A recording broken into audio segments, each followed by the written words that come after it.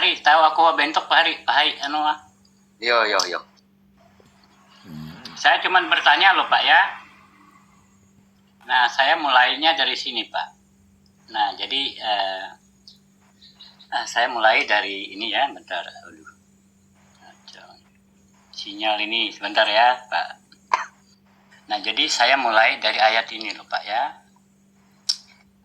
As-Syura ayat 28.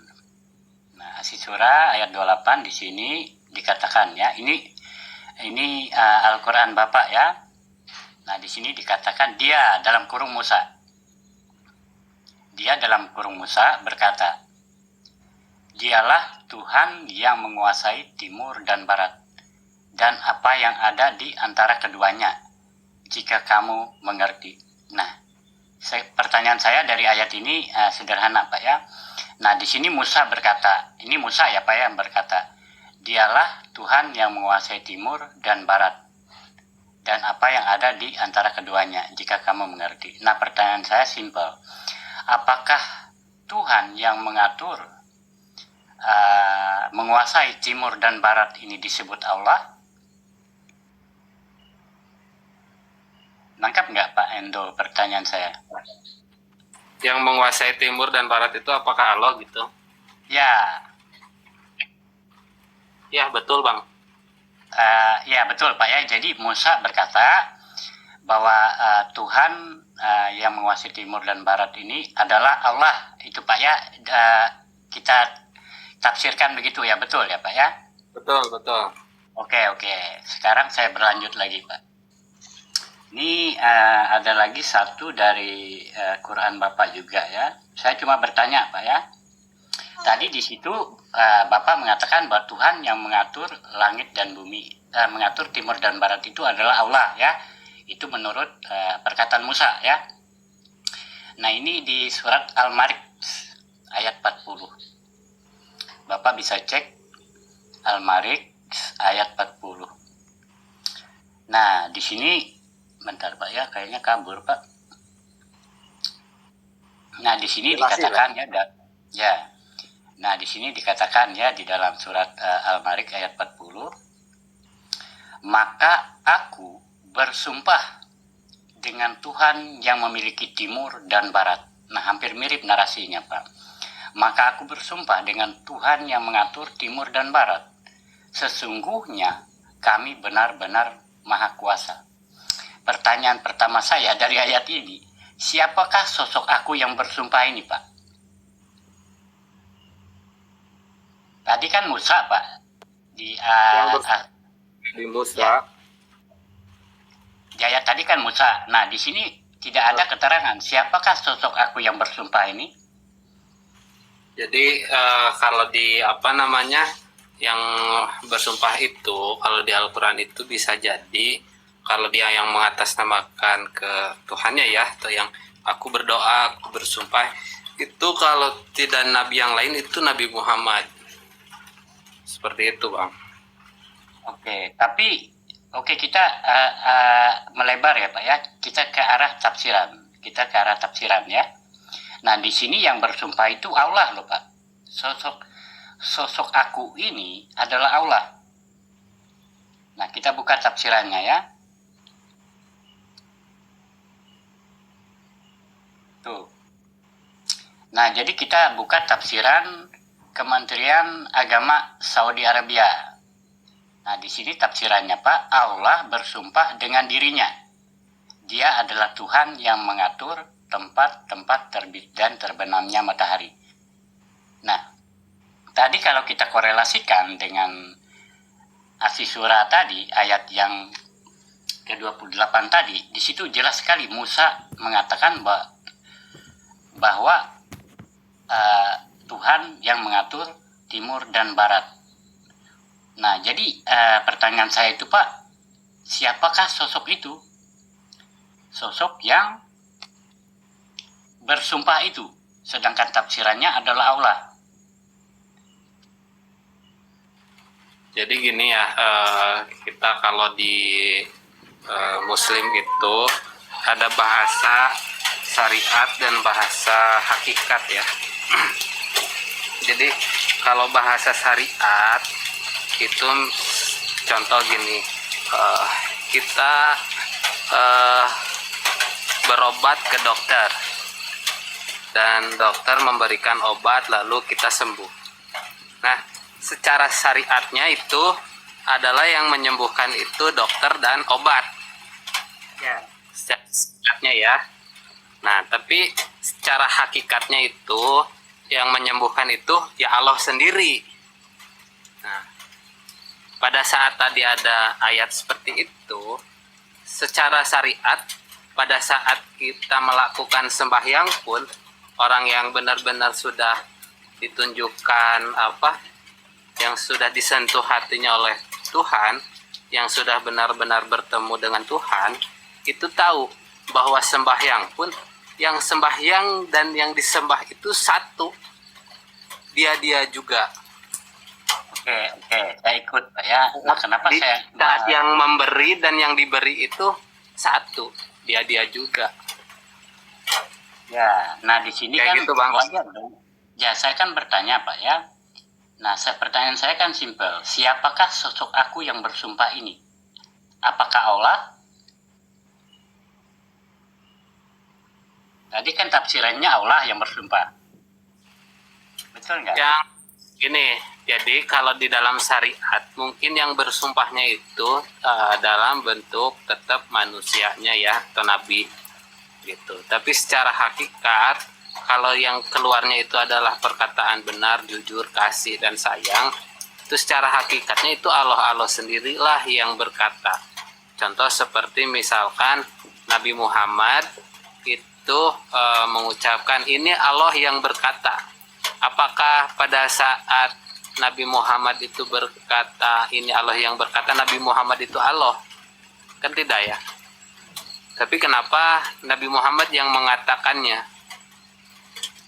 Nah, sama seperti itu. Jadi secara hakikat ya, kalau kita memberi itu, yang diberi dan yang memberi itu satu. Makanya itu disebut esa. Kita nggak bisa memisahkan antara yang diberi dan yang memberi. Kayak gitu. Pada saat pada saat Nabi bersolawat, atau misalkan pada saat Nabi memuji kepada Tuhan pun memuji kepada hambanya. Dan itu menjadi satu.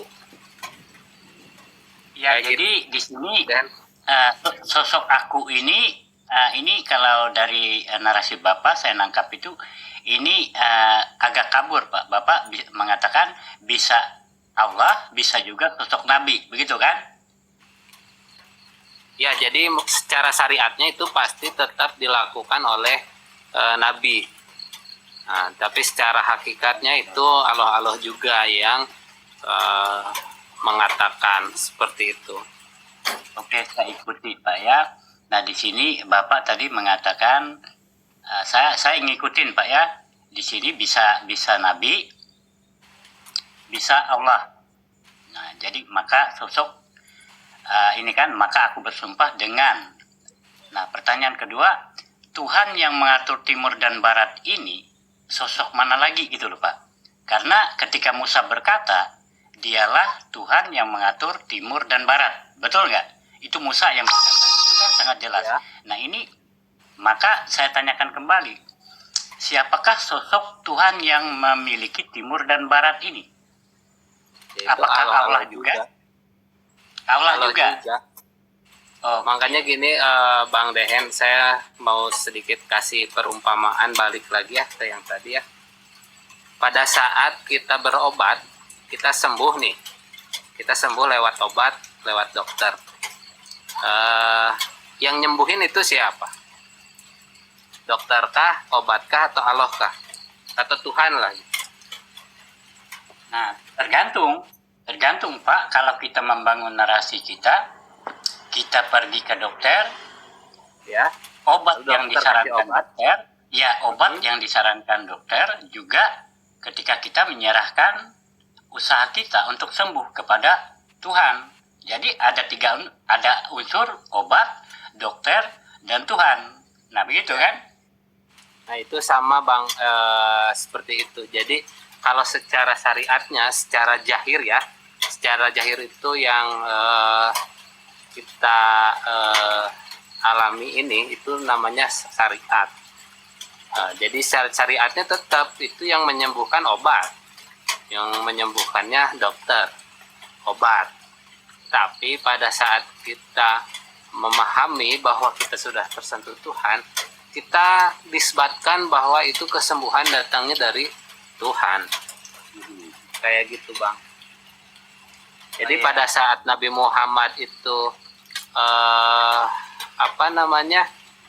mengatakan satu kitab, itu kan kitab di Al-Quran itu dulunya tidak ditulis.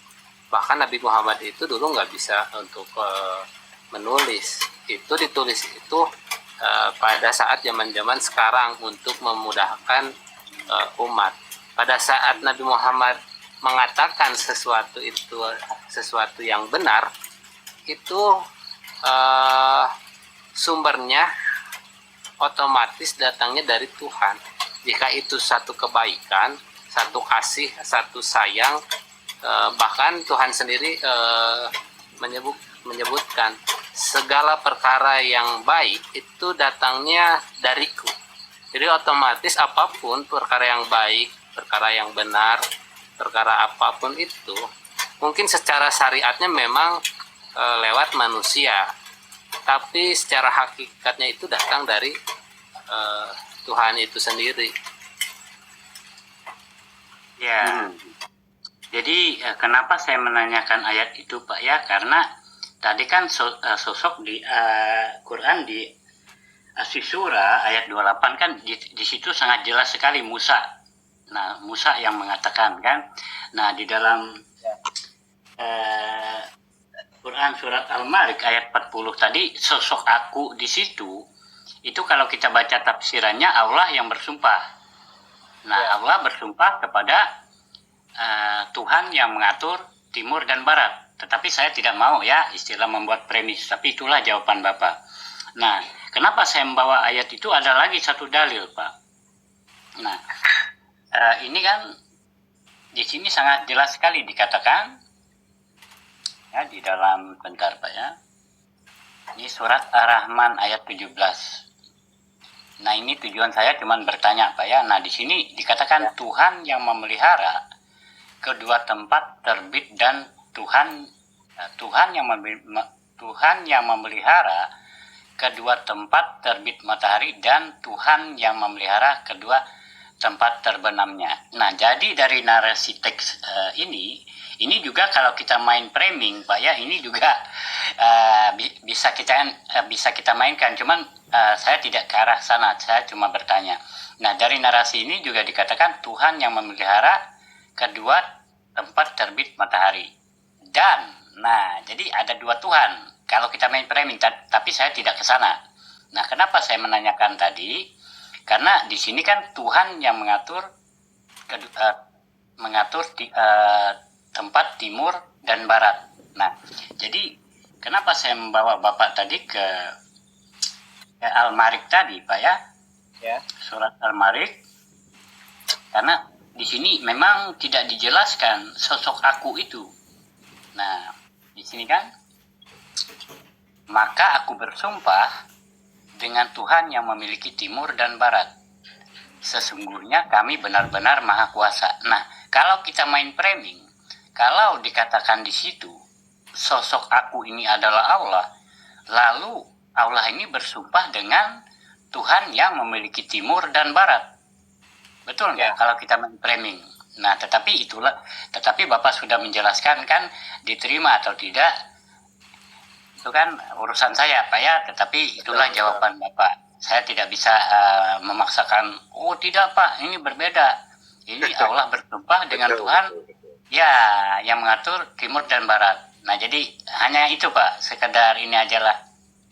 Jadi seperti ini ya Bang Jehen, ini mungkin pada saat kita menjelaskan rasa, pada saat kita menjelaskan rasa lewat kata-kata mungkin tidak akan sempurna ya. Tapi ini saya coba jelaskan. Pada saat eh, di sini kita melakukan memberi makan fakir miskin, ya kan? Memberi makan fakir miskin. Nah, di sini manusia terjebak dalam dua etinitas, bahwa yang memberi itu manusianya, padahal yang memberi itu Allah. Secara itu yang manusia yang memberi itu hanya media.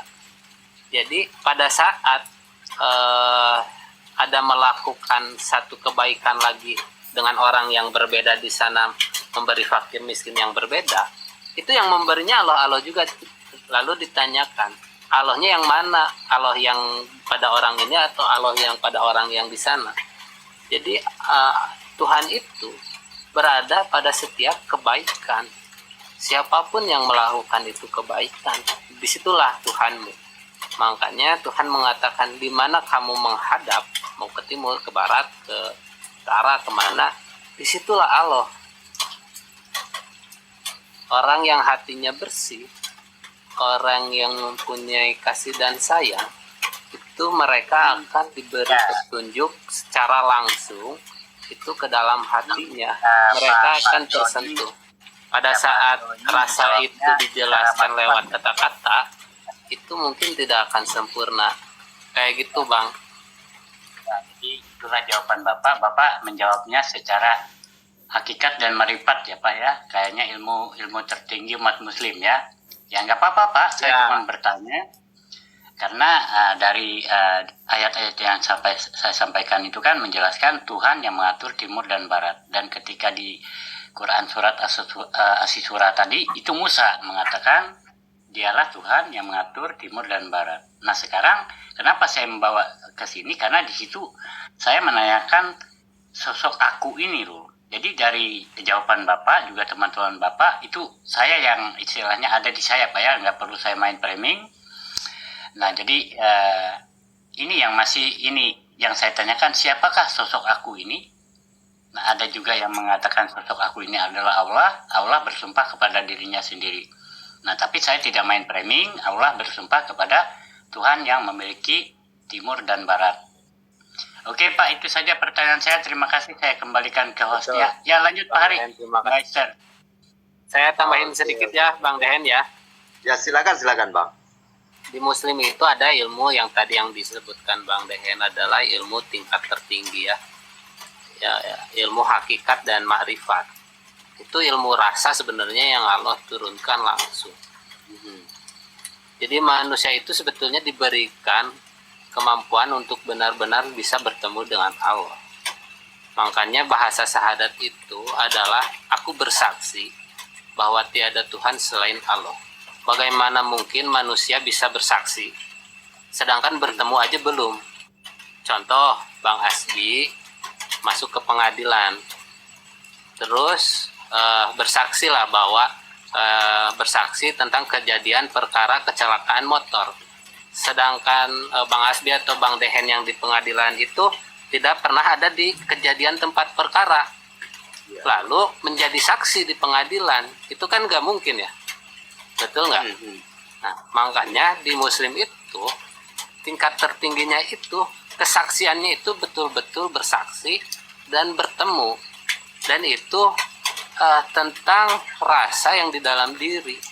Pada saat dia bertemu dengan sosok Tuhan itu sendiri, itu tidak bisa diungkapkan dengan sebuah kata-kata. Makanya saya bilang tadi, pada saat orang yang sudah menempati puncak itu, pada saat yang memberi dan yang diberi itu dia juga, Allah juga. Kita memberi, yang memberi itu kan Allah nih, kepada fakir miskin saya memberi pada fakir miskin. Yang memberi itu Allah, dan yang diberi pun si fakir miskinnya Allah juga. Tapi secara pandangan syariat ini ada dua nih, bahkan ada 3, mungkin 4, 5. Tapi begitu masuk ke puncak yang tertinggi, segala sesuatu dia Allah juga. Yang memberinya Allah, seandainya yang menyembuhkan tadi ya, seandainya yang menyembuhkannya dokter, yang disembuhkannya kita pasien. Yang sudah bertemu dengan jati dirinya, yang mempunyai sifat welas asih yang paling tinggi, yang sudah benar-benar bertemu dengan Tuhannya, itu yang menyembuhkan, dan yang disembuhkan ya dia juga, Allah juga. Makanya dikatakan Esa. Iya, bisa dipahami, Bang. Pada saat Gimana, Esa Bro? itu sudah tidak ada lagi pencipta selain sang pencipta. Tidak ada lagi yang mengasihi selain yang maha pengasih. Tidak ada lagi yang menyayangi selain yang maha penyayang. Tapi itu perlu, untuk masuk ke menuju seperti itu berproses. Manusia kadang-kadang prosesnya melalui ujian-ujian yang berat, misalkan ditimpa hal seperti apa. Iya. Makanya pada saat manusia udah masuk ke titik itu, tidak akan lagi ada perdebatan. Yang ada yang timbul darinya itu hanya itu kasih dan sayang. Gimana caranya kita mempunyai kepedulian terhadap bukan hanya kepada manusia, tapi kepada seluruh alam, hewan, tumbuhan, dan lain-lain. Itu kalau saya harus cerita itu memang agak-agak sedikit merinding nih. Gitu. Tapi ya itu bukti Esa itu adalah seperti itu, yang diberi dan yang memberi, yang memandang, yang dipandang ya dia juga. Iya. Ya, oke. Gimana, Bang Dehen? Ada yang mau ditanyakan lagi?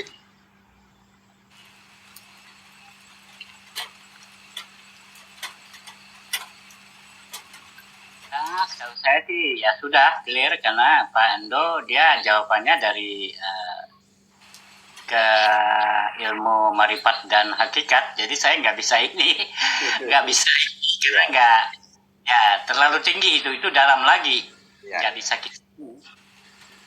Ya silakan lanjut. Mungkin Mbak Esther, mungkin silakan Mbak. Tidur kah sudah ini orang? Esther. Tidur paling sudah itu, Bang. Tiruh jadi yen.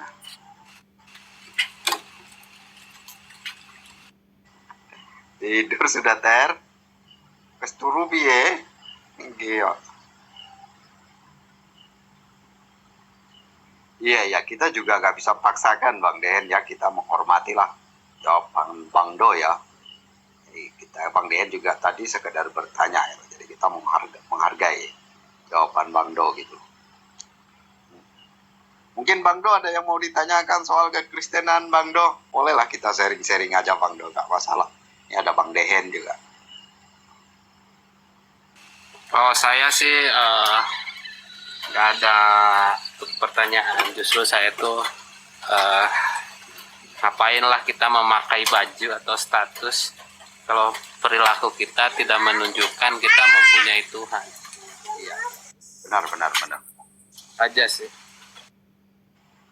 Jadi dalam kekristenan itu, Bang Do, begini. Jadi hendaklah kita itu menjadi saksi, ya.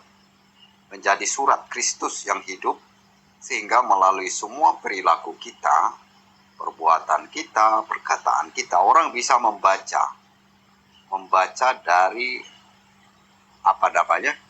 dari yang dimaksud oleh Kristus. Jadi kita ini menjadi surat Kristus, sehingga kayak mewakili Kristus. Jadi anak-anak Tuhan yang orang-orang Kristen itu sebenarnya diajarkan untuk menjadi surat, ya. Penyampai pesan, ya. Ini loh yang diajarkan.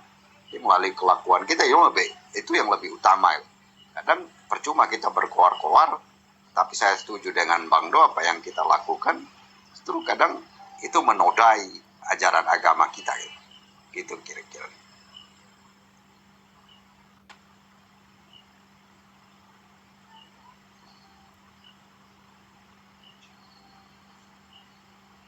Pada diam. Mungkin Bang Dehen, Esther nih udah tidur nih, Bang. Tiru ku jadi ulo teh. Para endawi tiru. Iya.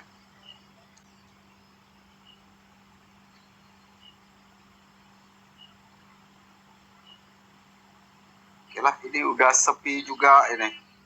Ada yang mau ngobrol-ngobrol, lanjut aja, Bang.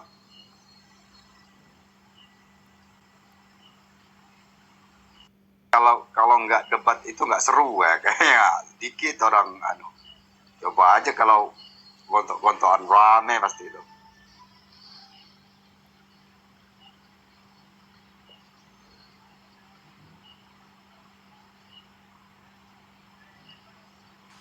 Betul Bang, tapi yang kayak gini mungkin yang bisa jadi manfaat.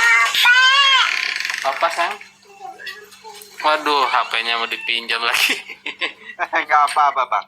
Iya, nggak apa-apa namanya. Coba ya Bang, nanti kita ketemu lagi. Oke. Nanti saya follow dulu Abang nih. Oke, Bang. Terima kasih udah mau naik, Bang. Terima kasih. Maaf kalau ada salah-salah kata, Bang ya. Gimana Ya, ini makasih, saya Pak. ininya nih? Ya, makasih Pak Indo ya Oh, sudah turun mampir ya, Bang? Pak ya. Ya. Ya maaf kalau ada salah-salah kata ya, Bang. Ya, Pak Indo. Apa Bang. Makasih Ya, salam. banyak ya. Ya, salam buat keluarganya ya Pak Indo ya. Ya. Saya ini follow dulu nih, sebentar. Iya, Bang. Makasih, Bang. Nanti tak follow-follow Tapi Pak balik. Indo jangan heran nanti kalau misalnya masuk di room saya itu ada terjadi perdebatan sengit, Iya. Bapak jangan heran. Nah Iya, itulah, tempat- ya. Iya, Jadi betul. kadang-kadang itu Pak tergantung lawan dialog kita. Kalau lawan Iya. dialog kita itu istilahnya frontal, nah otomatis Kita juga frontal gitu ya, Bang. ya apologet kita juga frontal. Jadi saling mempertahankan dan saling Iya. menyerang argumen.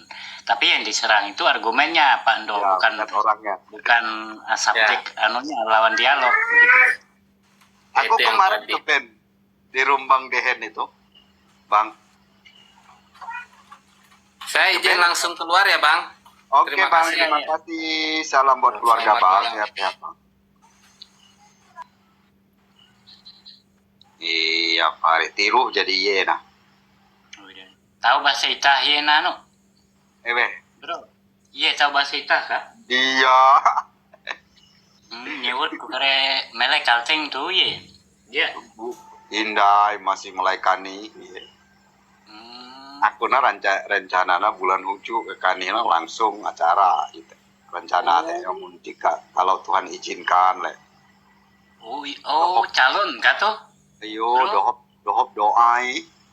Oh, yo. Oke, ya yang penting ketahuan hello mana aja hadir dengan dia kan. Aku kan bulan Oh, jadi puji Hasundau kah, bro? Iya, aku 2 minggu aku melayani. Oh, Hasundau awal teh uang TikTok tuh lah. TikTok ki. Hmm, Iyo. Kulo teh jed aku ke kani bulan Fere lah bulan 12 malah. ya puji Tuhan bro. Mengakhiri itah belum kan oras tegi tegi jala